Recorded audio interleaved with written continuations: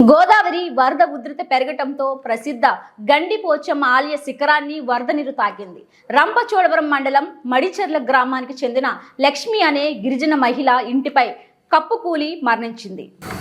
దేవీపట్నం మండలం తాళ్ళూరు గ్రామం వరద నీరు చుట్టుముట్టడంతో కొండపైకి చేరి సహాయం కోసం ఎదురు చూస్తున్నారు.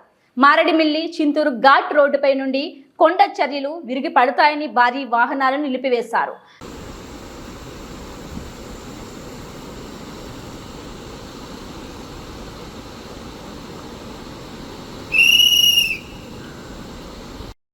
ఫస్ట్ ఇది మా గుంపులో వేసుకోండి, తర్వాత ఆటోమేటిక్ అన్ని వేసుకుంటా.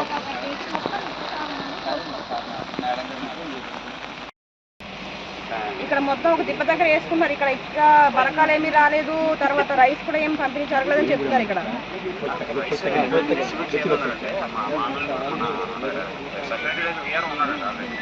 అయితే వీళ్ళని త్వరగా ఈ రోజు బరకాలు రైస్ ఇవన్నీ కూడా ఏమేమి కావాలి అవన్నీ ఇచ్చేసేయండి వీళ్ళకి.